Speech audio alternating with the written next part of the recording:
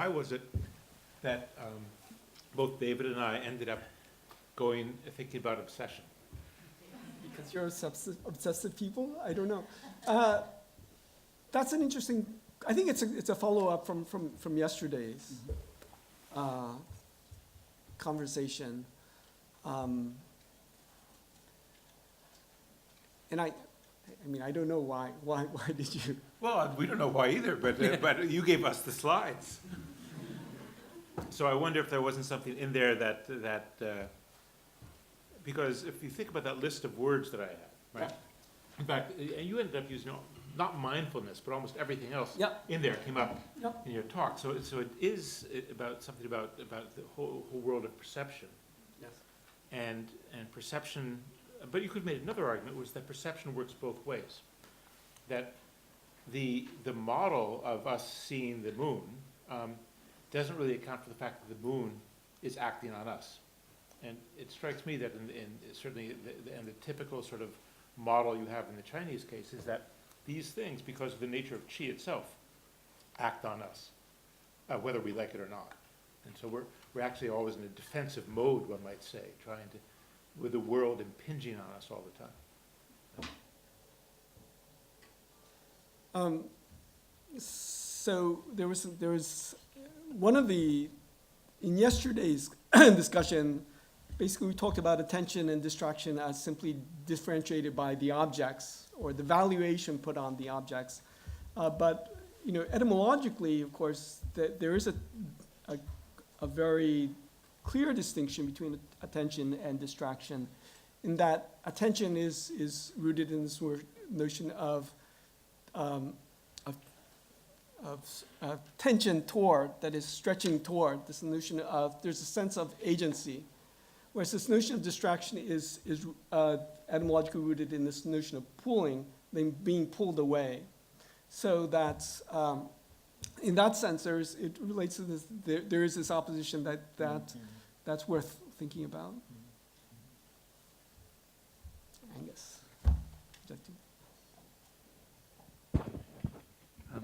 Thanks, Hisa. I was curious as to where you ended up with nostalgia, and I was curious about it, I guess.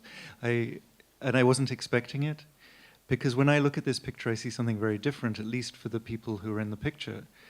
I see habit, I see kusei, which Peter, and habit to the extent that actions are repeated such that while doing the action, you can do something else as well, which is have a great time with your mate here. But then also Professor Boll started by talking about the constraint of time, so that even in the midst of something on which you are focusing here, time can expand, given a certain kind of habituation. So there's something odd happening about time, and I guess the question would be, why did you end with nostalgia, and whose nostalgia is it? So, of course, this is my speculation, but, I mean, it's definitely my interpretation. But there's something very bucolic about some of the agricultural manuals, which totally obliterates really the harshness of much of agricultural life. And so, when I look through these books, I feel almost like, or not just these agricultural books or these tourist books, I feel like I wish I were there. I wish I could have participated. And I think my reading of them is that that's part of what they were intended to evoke, that these are very attractive occasions. And the reason I just raised this notion of nostalgia is to put it in opposition to this notion of vanity, which was sort of the central topic yesterday, and the sense of perpetual loss, but the loss of that moment. Whereas I think in these illustrations, there's definitely a sense of time again, but it's a sense of a longing for a past that, in fact, probably most of the viewers never experience themselves. Mark. Again, a very compelling set of remarks by all three of you. I wanted to ask if you could say something more, Hisa, about when curiosity became a good thing. Because as we know, curiosity killed the cat. And not David's cats. Those are much too cute. Sorry, David. I hope I didn't upset you there. But Obsessive one. but they should be mindful of the fact, those cats, in fact, that curiosity, or at least too much curiosity. And how much is too much curiosity? And it seems to me that at that point we come back to value setting, which was part of our topic yesterday, and also then to the question of obsession. Because one definition of a pathological curiosity, I mean, that would be a definition of obsession, right? But one woman's curiosity is another woman's obsession, right? So then, who gets the question once again? Who gets to decide where the line is drawn between where the value lies? But to the original question, when did curiosity get a positive? When did the electron flip happen in curiosity? Right. So this topic of curiosity is actually quite central to the history of science, right? And when people talk about the history of curiosity, Augustine is sort of one of the sort of the classical sites talk about how curiosity is a bad thing. And he has actually very interesting things to say about the perversity of curiosity, which relate to a comment that appears in one of the commentaries submitted online by Scott Thompson on this notion of rubbernecking. It says, when usually we desire to see things that are beautiful, hear sounds that are pleasant, but in the case of curiosity, we're drawn to something often the opposite. That we hear that some gory accident has happened, somebody's been dismembered, and everybody crowds to see that. And so, and especially literally, this lust to see things that are somehow frightening and unsettling. The usual story then in the history of science is basically that it's precisely that revaluation of curiosity. Sometime in the 17th century, and Bacon is often invoked in this, right? That makes science possible, because all of the science that we consider modern science is in fact curiosity, but it's a bad thing, right? Curiosity. In order for science to become science, to become valued, curiosity has to be revalued. And part of that is really the appreciation of these things this gaze that was focused on the eternal, it's okay to focus on these things that are endlessly diverse and transitory.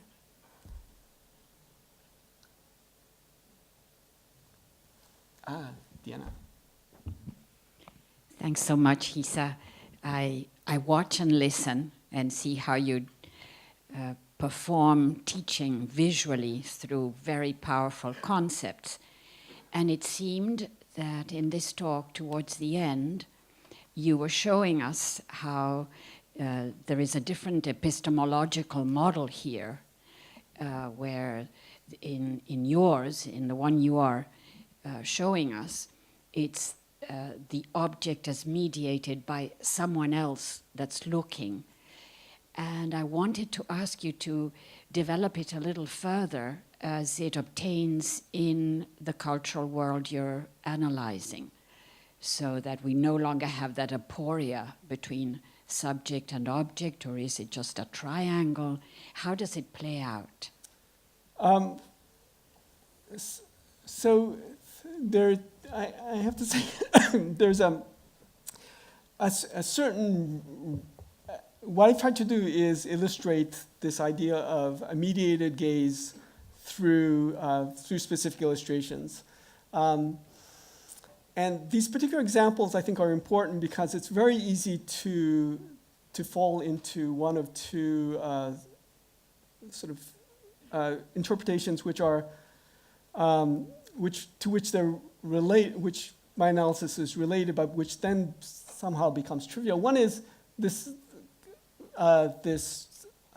commonplace in terms of the interpretation of Japanese culture that Japanese are always interested in what other people think, and that behave by, the literal expression is behave by looking at other people's faces. That this is a very common attitude and common even self-perception. And the other is really that this notion, as I mentioned, of the social construction of perception, right? That which is again a commonplace of cultural discourse. And I think what's interesting about these illustrations is not just that it's mediated, but it also tells us something about the possibility, about how one depicts objects when one has this framework, and how, on the other hand, this object-subject relationship is tied up with this concern with making objects stand on their own, making them so interesting in and of themselves that they don't need a mediation. They don't need somebody else telling us that this is a fascinating object. So he's in that sense, in a text like Kaitai Shinsho, where there are illustrations of people cut open or of skeletons, and there's no guy pointing.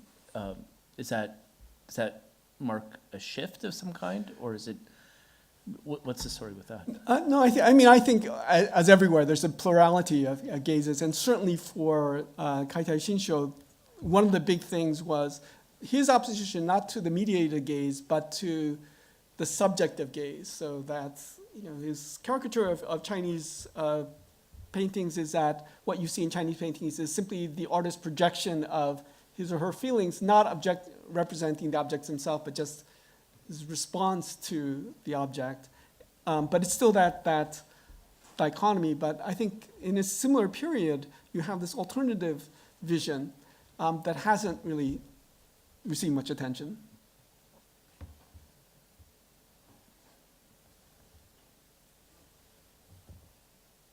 Thank you very much for this really inspiring lecture. It's structurally really interesting as well. I just had a quick question. I loved the way you talked about meditative visualization and the sort of turning of the eye inwards. And I was wondering if you could say a little bit about Chinese or Japanese mnemonics. So obviously when Matteo Ricci tried to teach Chinese students about the memory palace technique, it was all about turning the eye inwards and visualizing a space which was larger than the mind in order to expand our memory capabilities. And looking at the Neijingtu, I was wondering if you knew about any mnemonic techniques that were at the same time based bodily, whether people lodged memories in specific parts of the body as a kind of technique of remembering. And it seems to me that the idea that if we don't pay attention, if we're not mindful to specific divinities within the body, that they exit us, they leave us. I feel that a lot of memories are like that. If we don't attend to them constantly, keep them in circulation in our mind or in our mind palaces, that they can leave us and be replaced with false memories or falsehoods. I wondered if there was anything that you had to say on this topic, which I find fascinating. Thank you. I think that the person to consult on this is Peter Voll. I know that there are some mnemonic techniques in China, and I don't know what they are. Other people might, but I don't. May, yeah. Does anyone know? Does anyone have?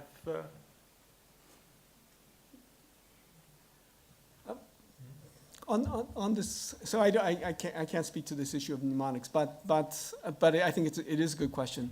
What I would on this part of meditative practices, I think what is interesting is really that if you think about trying to meditate on different parts of the body, what you're really meditating on is places. And so, one of the things that's important in thinking about Chinese illustrations of the body's interior is that they're really not that interested in structures. They're interested in places, because that's how one thinks about, if one's thinking about directing the mind, one needs a location. One doesn't necessarily need a shape. Now remember.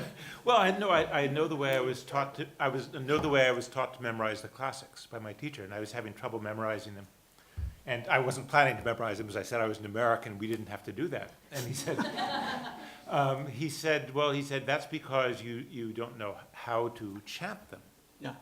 And in fact, one of the ways in which I did learn to memorize big chunks of Chinese text was by chanting, and taking his model from that. And that turns out to be very good. We see that also in Buddhism, that people can chant long, long passages of sutra in that way. So, say that again. Constant writing. Constant writing. Constant writing.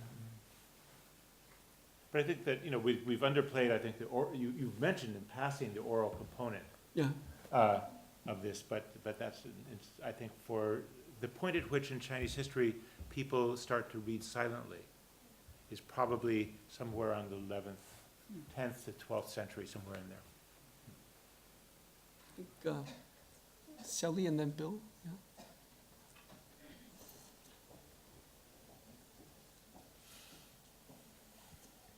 So he said your notion of you have these pictures and there's so many details and we all have only limited amount of time to look at them. I just sort of reflect on my own profession, right? Where I'm a statistician and we teach our students basically say, here's vast amount of data, right? And it's all noise, and we teach them to look hard using all sorts of quantitative tools to find the pattern, right? So now I sort of being inspired by you, I wonder if this whole notion of looking for pattern is really or in the desire to satisfy our curiosity within the finite amount of time we have. Because once you see that pattern, you think I understand the whole picture. I can ignore lots of details and move on to see the next pattern. I wonder if you have any. I think that's a very plausible view. I couldn't tell you about your psychology. Bill, did you think about that?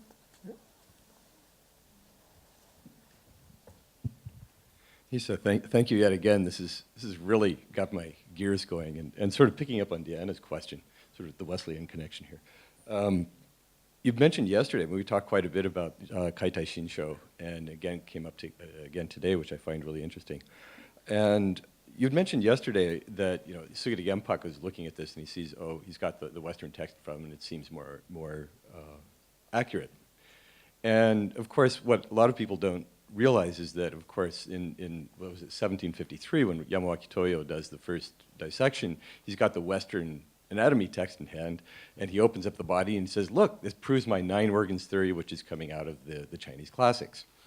And it seems like, in a way, what you're implying here about this third viewer is that what's happening with Sugita Genpaku, where he talks about it in the Rangak Koto Hajime, and he says, oh, the dissector is saying, oh, here's an object, and Genpaku's like, well, what's that? And he says, I don't know, it's always there, but we don't have a name for it. And he says, well, but it has a name for it in the Western text. And of course, that's the impetus. We've got a name for something we don't know. And I'm starting to wonder, would it be too much to say, or it seems to me what you're implying is a kind of very broad epistemology that applies to the emergence of modern science in Japan. And as you pointed out yesterday, Genpaku opens the door to Western science. But it seems like there's this implied, through the word that Genpaku is realizing is there but doesn't know what it is, that's the observer. That there's this European observer who has a word for something they're both seeing, and realizing there's this other observer there, we have to get that too. And that somehow that resonates throughout the culture in a way where all of a sudden, all of these people want to start translating things. They go from, of course, to the Dutch Japanese, to the Russian, to the English, et cetera, and there's this taking off of chemistry and other things. So, and of course, this other observer, as you're pointing out, is all over the place. You could have pointed out in the Shunga, where there's these little Tom Thumb figures, always looking at the couple, this high from the side. And, and so it is all over the place. And I'm wondering, could there possibly be something to that, a sense of the observer being the European, and we want to see what that observer is seeing too? I think that's a very interesting suggestion. I think the other aspect of it that may be worth considering is really to what extent the illustrations themselves that someone like Genpaku is looking at, in them serves as a substitute or an alternative to the personal viewer, that image itself becomes a mirror that is somehow different from the mirror provided by other people's faces. I think we have to sort of end at this time. So, but we can continue on with the reception, so please stick around and continue our discussions.